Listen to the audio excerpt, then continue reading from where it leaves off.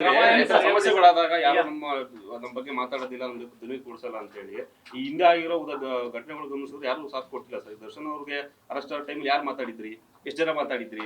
ಆ ಟೈಮಲ್ಲಿ ಎಲ್ಲ ಸೈಲೆಂಟ್ ಆಗಿದ್ರು. ಒಂದು ಹಂತಕ್ಕೆ ಹೋದ್ಮೇಲೆ ಒಬ್ಬರಿಗೊಬ್ಬರು ಸ್ಟಾರ್ಟ್ ಆಗಿದ್ದು.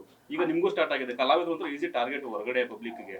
ಸೊ ನೀವು ಅದನ್ನ ನೀವೇ ಇನಿಷಿಯೇಟ್ ತಗೋಬಾರ್ದು ಸರ್. ಇವತ್ತಿನ ಪರಿಸ್ಥಿತಿ ನಾಳೆ ಇನ್ನೊಬ್ಬರು ನೀವು ಬರ್ಬೋದಲ್ಲ, ನಿಮ್ ಜೂನಿಯರಿಗೆ ಬರ್ಬೋದು. ಅಲ್ಲ, ನಾನು ಅದಕ್ಕೆ ಬಂದು ಮಾತಾಡ್ತಾ ಇದ್ದೀನಿ ಮಗನ. ಇಲ್ಲ ನಾನು ಬಂದು ಮಾತಾಡೋ ಅವಶ್ಯಕತೆ ಇರಲಿಲ್ಲ. ನಾನು ಡೈರೆಕ್ಟ್ ಕೋರ್ಟ್ಗೆ ಹೋಗುವೆ. ಅಲ್ಲ ಸರ್, ಇವಾಗ ನನ್ನ ACP ಚಂದನ್ ಅವ್ರಿಗೆ ಫೋನ್ ಮಾಡಿದೆ, ಮಾಡ್ಬಿಟ್ಟು ಬ್ರದರ್ ಹಿಂಗಾಗಿದೆ, ಈ ಥರ ಹಿಂಗಾಗಿದೆ, ವಾಟ್ ಟು ಡು. ಅವ್ರು ಹೇಳಿದ್ರು ಸರ್ ಇಲ್ಲ ಇದೆಲ್ಲ ಅಬ್ಯೂಸ್ಗಳು ಸರ್, ಕಾನೂನು ಪ್ರಕಾರ ಏನ್ ಮಾಡ್ಬೇಕು ಮಾಡ್ತೀವಿ ಸರ್. ಒಂದು ನೀವು ಇಟ್ಕೊಡಿ ಸರ್.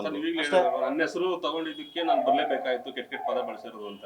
ನಾಳೆ ಬರುವಂತ ಯಂಗ್ಸ್ಟರ್ಸ್ ಕೂಡ ಹಂಗೆ ಮಾತಾಡ್ತಾರೆ. ಅಕಸ್ಮಾತ್ ಈ ಇನ್ಸಿಡೆಂಟ್ ಅಲ್ಲಿ ನಿಮ್ಮ ಹೆಸರಿಲ್ಲ ಅಂತ ಬರ್ತಿದ್ರ ಸರ್ ನೀವು? ಅಲ್ಲ, ನನ್ನ ಹೆಸರಿಲ್ಲ ನಾನು ಯಾಕೆ ಬರ್ಬೇಕು? ಮತ್ತೆ ಹೆಂಗೆ ಸರ್ ಇನಿಷಿಯೇಟಿವ್ ಹೆಂಗೆ ಸರ್ ಅಂತ ಜವಾಬ್ದಾರಿ ತಗೊಳ್ಳೋದು? ಇಲ್ಲ ಈಗ ಬಂತು ಅಂತ ನೀವು ಬಂದ್ರಿ ಸರ್. ಈಗ ಎಲ್ಲಾದ್ರೂ ಒಂದ್ ಕಡೆ ಕಿಡಿ ಹಚ್ಚಬೇಕು, ಹಚ್ಚಿದಾಗ ಹೋಗ್ಬೇಕು. ಸುಮ್ನೆ ನಾವೇ ಹಚ್ಕೊಂಡು ಚುಚ್ಕೊಂಡು ಹೋಗ್ಬಾರ್ದು. ಅದು ಇಂಪಾರ್ಟೆಂಟ್ ಮಗ. ಈಗ ದರ್ಶನ್ ಅವ್ರ ಬಗ್ಗೆ ಕೇಳ್ದೆ ನೀನು, ಅವ್ರು ಯಾರು ಬರಲಿಲ್ಲ. ದಿಸ್ ಕಾನೂನು, ಅದು ಅದ್ರ ಬಗ್ಗೆ ಮಾತಾಡಕ್ ಹೋಗ್ಬಾರ್ದು ನಾವು. ತಪ್ಪದು. ಯಾಕಂದ್ರೆ ಅದು ಕೋರ್ಟಲ್ಲಿದೆ, ಸೊ ಕಾನೂನಲ್ಲಿದೆ. ಸೊ ಅದ್ರ ಬಗ್ಗೆ ನಾವು ಮಾತಾಡೋಂಗಿಲ್ಲ. ಅಪ್ಪು ಅವ್ರ ಬಗ್ಗೆ ಮಾತಾಡ್ತೀನಿ ನಾನು. ಅಪ್ಪು ಅವ್ರ ಬಗ್ಗೆ ಯಾಕೆಂದ್ರೆ ಅಪ್ಪು ಅವ್ರ ಬಗ್ಗೆ ವೆಲ್ ನೋನ್, ನಂಗೆ ಚೆನ್ನಾಗಿ ಗೊತ್ತು. ಪುನೀತ್ ರಾಜ್ಕುಮಾರ್ ಅವರು ನಾನು ಚೆನ್ನಾಗಿ ಜೊತೆಲಿದ್ದವನು, ಊಟ ಮಾಡಿದವನು, ಸಿನಿಮಾ ಮಾಡಿದವನು. ಅವ್ರೊಟ್ಟಿಗೆ ತುಂಬ ಬಾಂಧವ್ಯ ಇದೆ ನನಗೆ. ಅವ್ರೊಟ್ಟಿಗೆ ಅವ್ರಂಗೆ ಮಾತಾಡಿದ ತಪ್ಪು, ನಾನು ಅದನ್ನು ವಾದಿಸ್ತೀನಿ. ಅವ್ರು ಮಾತಾಡಿದ ತಪ್ಪು ಅಂತ. ಈ ಥರ ಬರ್ತೀನಿ ಬಿಟ್ರೆ ಸುಮ್ಮನೆ ಬರಲ್ಲ ಗುರು. ಸುಮ್ಮನೆ ನಾನು ಏನಕ್ಕೆ ಬರಬೇಕು? ನೀವು ಕರೆದಾಗ ಬರ್ತೀನಿ ನಾನು. ಬೇಕಿದ್ರೆ anythings is come fight. Yes, ಒಳ್ಳೇದಕ್ಕೆ ಫೈಟ್ ಮಾಡೋಣ, ತಪ್ಪೇನಿದೆ ಅಲ್ವಾ? ಏನಿಲ್ಲ ಗುರುವೆ, ಹೋಗ್ತಾ ಈಗ 4 ಗಂಟೆ FIR ಕಾಪಿ ಕಳಿಸ್ತೀನಿ. ಕೋರ್ಟ್ಗೆ ಹೋಗ್ತೀವಿ, FIR ಕಾಪಿ ಬರುತ್ತೆ, ಕಳಿಸ್ತೀವಿ. ಸೊ ಅದಕ್ಕೆ ಅವ್ರು ಫೇಸ್ ಮಾಡ್ಕೊಂಡು ಡೆಫಾಮೇಷನ್ ಕೇಸ್ ಹಾಕ್ತಾ ಇದ್ದೀನಿ. ಸರ್, ಈಗ ಅವ್ರಿಗೆ ಯಾರ ಜೊತೆ ಸಿನಿಮಾ ಮಾಡ್ಲಿಕ್ಕೆ ಅವ್ರ ಜೊತೆ ಮಾತುಕತೆ ಆಗಿದ್ದು ಯಾವಾಗ? ಯಾರ ಜೊತೆ ಸಿನಿಮಾ ಮಾಡ್ಲಿಕ್ಕೆ? ಅಪ್ಪೋರ್ ಎಷ್ಟು ಇದ್ ಮಾಡ್ಕೊಂಡು, ಅಂದ್ರೆ ಅಡ್ವಾನ್ಸ್ ತರ ಕೊಟ್ಟಿದ್ದ ಹೇಗೆ? ಅಡ್ವಾನ್ಸೇ ಮಗ.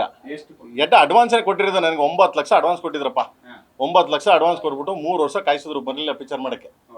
ಓಕೆ, ಆಮೇಲೆ ಬಂದ್ಬಿಟ್ಟು ನನ್ಗೆ ಹಿಂಗಾಗಿದೆ ಅಂತ ಸಾರಾಗೋವಿಂದ್ ಸರ್ ಹೇಳಿದ್ರು.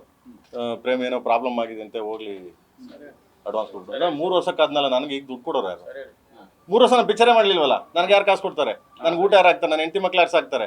ಅಟ್ಲೀಸ್ಟ್ ನನ್ನ ಟೀಮ್ ಇದೆ, ನಂದು ಒಂದು 30-40 ಜನ ಹುಡುಗರಿದ್ದಾರೆ. ಆಫೀಸ್ ಬಾಡಿಗೆ ಯಾರು ಕಟ್ತೀರಾ? ಆದರೂ 5 ಲಕ್ಷ ವಾಪಸ್ ಕೊಡ್ತಾರೆ. ಆದರೂ ಯಾರು ಕೊಟ್ಟವ್ರೆ? ಕಲಾವಿದರಿಗೆ ಅಮ್ಮನ ಹತ್ರ ಜಯಮಲ ಅಮ್ಮನ ಹತ್ರ ಅದೇ ಮಾತಾಡ್ತಿದ್ದೆ. ಒಬ್ರು ಇವತ್ತಿನವ್ರಿಗೆ ಯಾರು ಕೊಟ್ಟವ್ರು ಅಡ್ವಾನ್ಸ್ ಹತ್ರ ವಾಪಸ್ಸು? ನಾನು ಕೊಟ್ಟೆ. ನಾನು ಕರೆದ್ಬಿಟ್ಟು ಸರಾಗೊಂದವ್ರು ಇದಕ್ಕೆ ಇಟ್ಕೊಂಡೆ, ಅಧ್ಯಕ್ಷತೆಯಲ್ಲೇ ನಾನು ಕೊಟ್ಬಿಟ್ಟು ನಾನು ಕಳಿಸ್ತೆ ಹೋಗಿ ಅಲ್ವಾ? ಕ್ಲಿಯರ್ ಅಲ್ವಾ? ಅದಾದ್ಮೇಲೆ 4 ಲಕ್ಷ ಕೊಡು, 4 ಲಕ್ಷ. ಅದಾದ್ಮೇಲೆ ಏನು ಪ್ರಾಬ್ಲಮ್ ಆಯ್ತು? ನನ್ನ ಆಫೀಸ್ ಮುಂದೆ ಬಂದರು, ಗೊತ್ತಿರ್ಬೇಕು ನಿಮ್ಗೆ. ಅದು ಅಲ್ಲಿಂದ ನನಗೆ ಇದಾಯ್ತು. ತಪ್ಪದು ಅಲ್ವಾ? ಎಸ್, ಅದು ತಪ್ಪದು. ನನ್ನ ಆಫೀಸ್ ಅದು ದೊಡ್ಡ ಇದೇನಲ್ಲ ಮಗ. ಓಕೆ, ಅವತ್ತು ಮುಂಚೆ ಹೇಳಿದ್ರು ನಾನು 4 ಲಕ್ಷ ಅಲ್ಲ, ಹೋಗಿ ಬನ್ನಿ ಸ್ವಾಮಿ, ದೇವ್ರು ಕೊಟ್ಟಂಗೆ ಎಲ್ಲ ಕೊಡ್ತಾನೆ, ಯಾರೋ ಕೊಡ್ತಾರೆ ಅಂದ್ಬಿಟ್ಟು. ನನ್ನ 25 ಲಕ್ಷ 30 ಲಕ್ಷ ಹೋಯ್ತು, ಪರವಾಗಿಲ್ಲ, ನಿನಗೆ 4 ಲಕ್ಷ ತಾನೆ ಅಂತ ಅಂದ್ಬಿಟ್ಟು. ಯಾವಾಗ ಅವ್ರು ಬಂದ್ಬಿಟ್ಟು ನನಗೆ ದುಡ್ಡು ಕೊಡಬೇಕು, ದುಡ್ಡು ಕೊಟ್ಟಿದ್ದು, ಆಮೇಲೆ ಹೇಳಿದ್ದು, ಇಲ್ಲಿ ಚೇಂಬರ್ಗೆ ಲೆಟರ್ ಕೊಟ್ಟಿದ್ದೀನಿ, ನನಗೆ ಇನ್ನೂ ದುಡ್ಡು ಬರ್ಬೇಕು. ಆ್ಯಕ್ಚುಲಿ ನನಗೆ ಬೇಡ, ಪರವಾಗಿಲ್ಲ, ಅವ್ರಿಗೇನು ಕಷ್ಟದಲ್ಲಿದ್ದಾರೆ ಅಂತೀರ ತಗೊಳ್ಳಿ ಏನ್ಬಿಟ್ಟು ಕೊಟ್ಬಿಟ್ಟು ಚೇಂಬರ್ಗೂ ಹೇಳ್ಬಿಟ್ಟು ಹೋಗಿದ್ದೀನಿ, ಸರಗೊಂದು ಎಲ್ಲರಿಗೂ ಹೇಳ್ಬಿಟ್ಟು ಹೋಗಿದ್ದೀನಿ. ಅದಾದ್ಮೇಲೆ ಇದಾಗಿರೋದು. ಆಯ್ತಾ? ಸೊ ಇನ್ನು ಮಿಕ್ಕಿದ್ದೆಲ್ಲ ಅವ್ರು ತಗೊಳ್ಳಿ. ಸೊ ಕೋರ್ಟಲ್ಲಿ ಬರ್ತಿ ತಗೊಳ್ಳಿ. Okay, thank you so much. Thank you ಮಗನ.